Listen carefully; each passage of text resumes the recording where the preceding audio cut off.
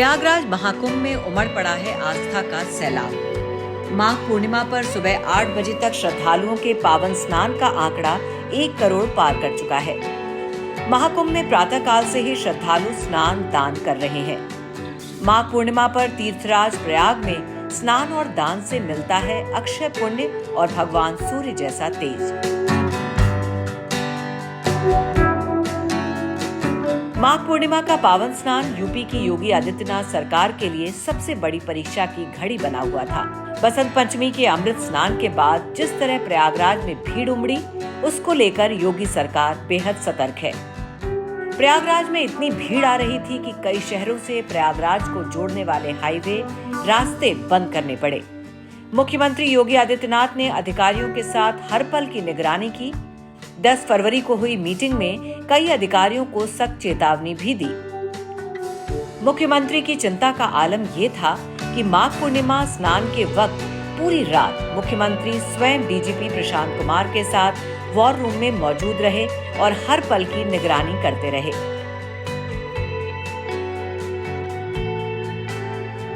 मुख्यमंत्री की सख्ती का असर कहिए या महाकुंभ प्रशासन की अतिरिक्त चौकसी, माघ पूर्णिमा का पावन स्नान निर्बाध तरीके से संपन्न हो रहा है। प्रयागराज महाकुंभ में माघ पूर्णिमा पर पावन स्नान के लिए श्रद्धालुओं की भीड़ उमड़ पड़ी है। इस दिन स्नान दान और भगवान विष्णु की पूजा करने से सौभाग्य, सुख और समृद्धि बढ़ती है। पुराणों का कहना है, इस पर्व पर किए गए शुभ कर्मों से अक्षय पुण्य मिलता है। धार्मिक मान्यता है कि माघ पूर्णिमा पर मां गंगा, यमुना और अदृश्य सरस्वती के पावन जल में होता है जगत के पालनहार भगवान विष्णु का वास। भगवान विष्णु के स्वरूप श्रद्धालुओं पर महाकुंभ प्रशासन ने पुष्प वर्षा की।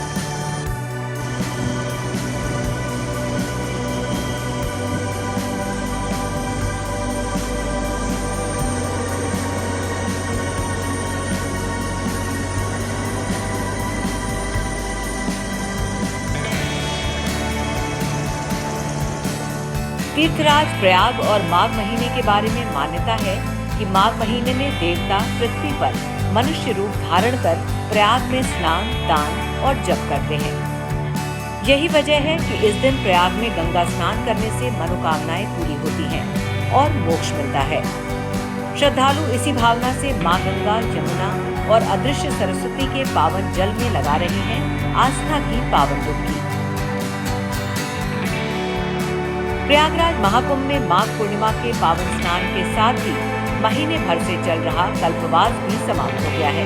महाकुंभ में करीब 10 लाख कल्पवासी आए और पद्म पुराण में बताए गए कठिन नियमों के मुताबिक कल्पवास किया, जिसमें दिन में 3 बार गंगा स्नान, पूजन, जप, तप और दान शामिल है।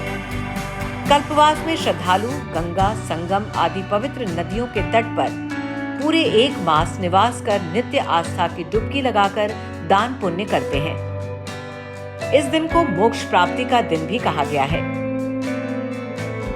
माघी पूर्णिमा को भगवान नारायण के पूजन, पितृ श्राद्ध, निर्धन को दान करने से सुख, सौभाग्य, धन व मोक्ष की प्राप्ति होती है। गंगे च यमुने चैव गोदावरी सरस्वती नर्मदे सिंधु कावेरी जलेस्मिन् सन्निधिं कुरु। हे मां गंगा, यमुना, गोदावरी, सरस्वती, नर्मदा, सिंधु और कावेरी, आप सभी इस पावन जल में निवास करें और हमें आशीर्वाद प्रदान करें। माघ पूर्णिमा पर पावन स्नान कर श्रद्धालु कर रहे हैं ऐसी ही कामना। धार्मिक मान्यताओं के अनुसार माघ मास में देवता पृथ्वी लोक पर निवास करते हैं और तीर्थराज प्रयाग के संगम में स्नान कर अपने इष्ट का जप तप करते हैं। यही वजह है कि प्रयागराज में माघ महीने का विशेष महत्व है। सनातन की यही आस्था ऐसी चुंबकीय शक्ति है जो सदियों से लोगों को माघ महीने में तीर्थराज प्रयाग की तरफ खींच लाती है। 13 जनवरी से शुरू हुए प्रयागराज महाकुंभ में अब तक 46 करोड़ से ज्यादा श्रद्धालु स्नान कर चुके हैं, जबकि सरकार ने महाकुंभ में कुल 40 करोड़ लोगों के प्रयागराज आने का अनुमान लगाया था। महाकुंभ मेले में अभी 14 दिन और शेष हैं। ऐसे में कुल श्रद्धालुओं का आंकड़ा 50 करोड़ पार कर सकता है। दुनिया का ऐसा सबसे बड़ा धार्मिक आयोजन भारत के अलावा कहीं देखने को नहीं मिलता है। हमने आप तक प्रयागराज महाकुंभ से जुड़ी हर खबर सबसे पहले पहुंचाई और आगे भी पहुंचाते रहेंगे। तो जुड़े रहिए हमारे साथ, देखते रहिए श्रेष्ठ भारत। श्रेष्ठ भारत पर खबरों से जुड़े रहने के लिए चैनल को सब्सक्राइब और लाइक करें, बेल आइकन दबाएं और देखते रहें श्रेष्ठ भारत।